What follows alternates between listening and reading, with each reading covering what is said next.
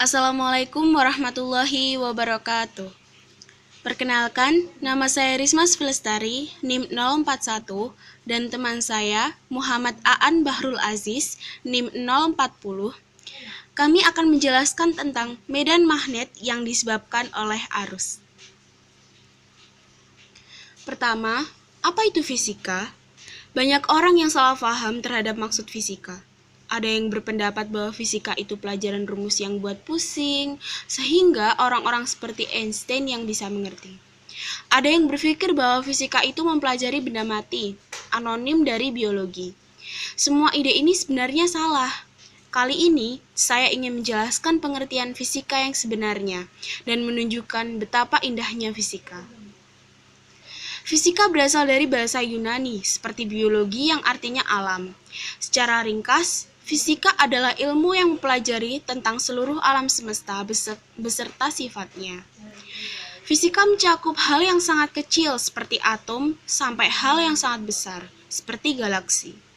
Fisika menjelaskan sifat alam ini secara kuantitatif dan kualitatif. Fisika memiliki banyak rumus karena rumus-rumus tersebut membuktikan kebenaran sifat-sifat tersebut. Rumus-rumus itu sendiri berasal dari pemahaman para ilmuwan tentang alam yang tercinta ini. Kalau kamu mau memahami fisika, jangan hanya hafal rumus, kamu juga harus mengerti asal rumus itu dari mana. Fisika mempelajari alam, bukan hanya benda mati. Oleh karena itu, fisika juga termasuk ilmu sains yang paling luas. Biologi hanya belajar yang hidup, kimia hanya belajar zat, fisika belajar semuanya. Fisika memiliki dasar matematika dan berupa dasar IPA. Fisika dapat dianggap sebagai aplikasi dari ilmu matematika untuk menjelaskan alam ini. Fisika mempelajari atom dan subpartikelnya, sementara atom adalah dasar kimia. Atom karbon merupakan atom yang perlu dipahami sifat-sifatnya oleh ahli biologi. Dengan biologi, dasar kimia, dan kimia dasar fisika dapat disimpulkan bahwa fisika adalah dasarnya IPA. Yang kedua yaitu mengukur medan magnet yang disebabkan sebuah arus. Karena medan magnet besaran vektor, maka terdapat dua aspek untuk mengukur medan magnet, yaitu besarnya dan arahnya. Pertama, untuk mengukur arahnya, kita bisa menggunakan kompas magnet. Jika kompas magnet diletakkan di sekitar medan magnet, maka arah jarum kompas akan mengikuti arah medan magnet di titik tersebut. Untuk mengetahui arahnya, kita juga dapat menggunakan prinsip tangan kanan. Ibu jari merupakan arah aliran listrik dan jari lainnya menunjukkan arah medan magnet di sekitar kabel. Pada rumus medan magnet, besarnya medan magnet dituliskan dengan simbol B. Sesuai dengan sistem internasional, besarnya memiliki satuan dalam Tesla yang diambil dari nama Nikola Tesla. Tesla didefinisikan sebagai seberapa besar gaya medan magnet. Contohnya, sebuah kulkas kecil memproduksi medan magnet sebesar 0,001 Tesla. Terdapat satu cara untuk membuat medan magnet tanpa menggunakan magnet, yaitu dengan mengalirkan arus listrik.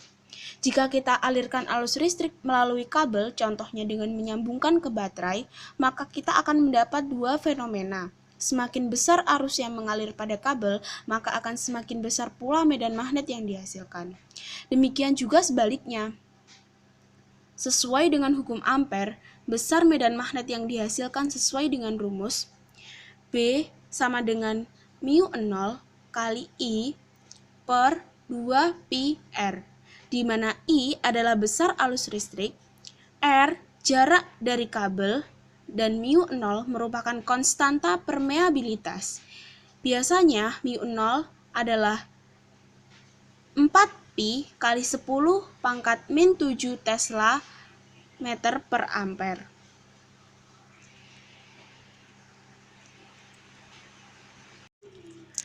Yang ketiga yaitu kekuatan antara dua arus paralel. Rangkaian listrik yang hambatannya disusun secara bertingkat atau bercabang. Perhatikan gambar berikut. Nah, kelihatan kan bedanya dengan rangkaian seri? Sekarang, bayangkan ada aliran listrik yang berjalan dari baterai, berjalan ke arah bawah menuju hambatan 1.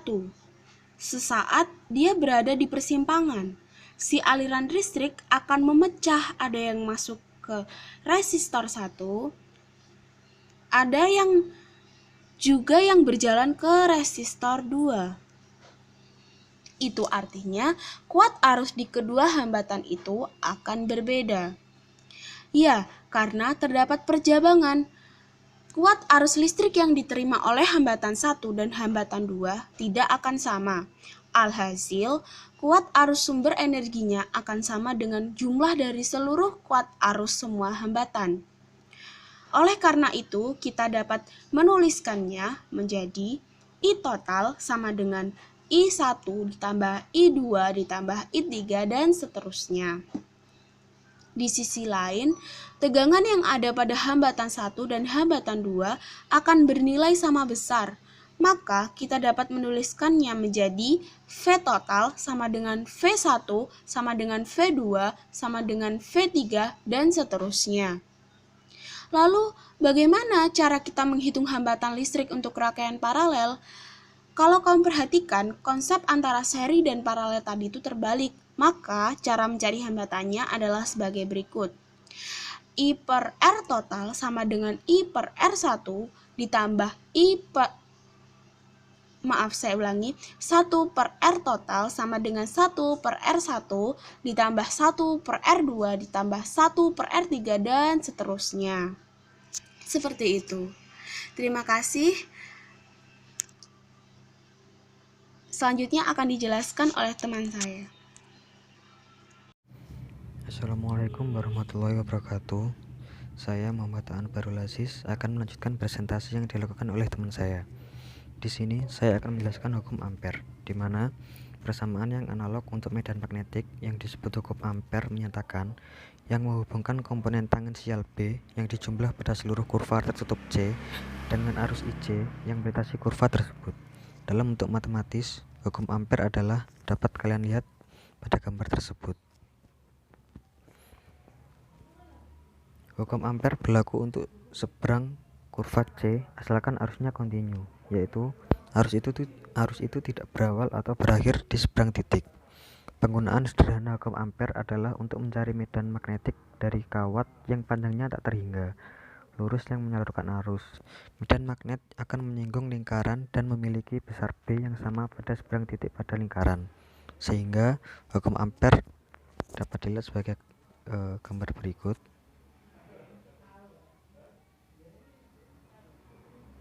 Kemudian arus LIC merupakan arus satu dalam kawat. Dengan demikian dapat diperoleh persamaan sebagai berikut.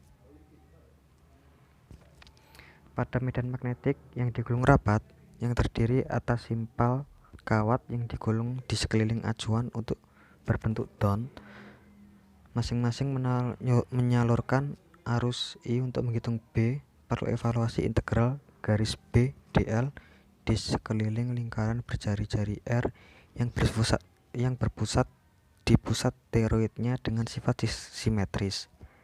B menyinggung lingkaran dan besarnya konstan di setiap titik pada lingkaran. Maka rumus yang didapat sebagai berikut.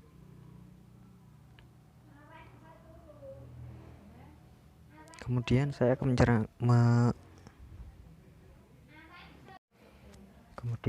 akan menerangkan tentang soleoida dan toroid. Yang pertama, induksi magnetik pada sumbu solenoida. Solenoida didefinisikan sebagai sebuah kumparan dari kawat yang diameternya sangat kecil dibanding panjangnya. Apabila dialiri arus listrik, kumparan ini akan menjadi magnet listrik. Medan solenoida tersebut merupakan jumlah vektor dari medan-medan yang ditimbulkan oleh semua lilitan yang membentuk solenoida tersebut. Pada gambar di atas memperlihatkan medan magnet yang terbentuk pada solenoida. Kedua ujung pada solenoida dapat dianggap sebagai kutub utara dan kutub selatan magnet, tergantung arah arusnya. Kita dapat menentukan kutub utara pada gambar tersebut adalah di ujung kanan, karena garis-garis medan magnet meninggalkan kutub utara magnet. Jika arus E mengalir pada kawat solenoida, maka induksi magnetik dalam solenoida atau kumparan panjang berlaku sebagai berikut. Persamaan di atas digunakan untuk menentukan induksi magnet di tengah solenoida. Sementara itu, untuk mengetahui induksi magnetik di ujung solenoida dengan persamaan sebagai di bawah ini. Induksi magnetik atau B hanya bergantung pada jumlah lilitan persatuan panjang atau N dan arus atau I. Medan tidak tergantung pada posisi di dalam solenoida sehingga B seragam. Hal ini hanya berlaku untuk solenoida tak hingga, tetapi merupakan pendekatan yang baik untuk titik-titik yang sebenarnya tidak dekat ke ujung. Yang kedua, induksi magnetik pada sumbu toroida. Solenoida panjang yang dilengkungkan sehingga berbentuk lingkaran dinamakan toroida, seperti yang terlihat pada gambar bawah ini. Induksi magnetik tetap berada di dalam toroida dan besarnya dapat diketahui dengan menggunakan persamaan berikut. Perbandingan antara jumlah lilitan N dan keliling lingkaran 2πa merupakan jumlah lilitan persatuan panjang atau N, sehingga diperoleh bawah ini.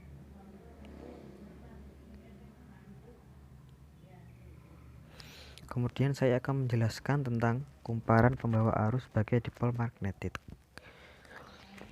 Dua model untuk dipol atau loop arus dan kutub magnet memberikan prediksi yang sama untuk medan magnet jauh dari sumbernya.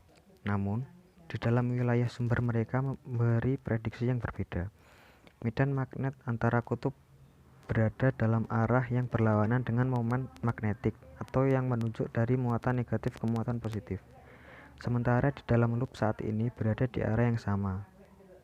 Jelas batas bidang ini juga harus berbeda karena sumber menyusut ke ukuran 0. Perbedaan ini hanya penting jika batas dipol digunakan untuk menghitung medan di dalam bahan magnetik. Jika dipol magnetik dibentuk dengan membuat loop arus lebih kecil dan lebih kecil, tetapi menjaga produk arus dan area konstan, bidang pembatas adalah sebagai berikut, di mana R adalah fungsi direct delta dalam 3 dimensi. Berbeda dengan ekspresi pada bagian sebelumnya, batas ini benar untuk bidang internal dipol.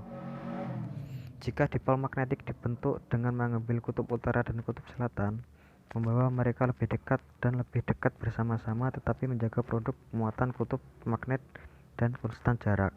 Bidang pembatas adalah sebagai berikut. Bidang-bidang ini terkait dengan B sama dengan Pi 0 dalam kurung H plus M, di mana M dalam kurung R sama dengan M dalam kurung R adalah magnetisasi. Terima kasih. Sekian presentasi video dari kami. Pada kurang lebihnya mohon maaf. Wassalamualaikum warahmatullahi wabarakatuh.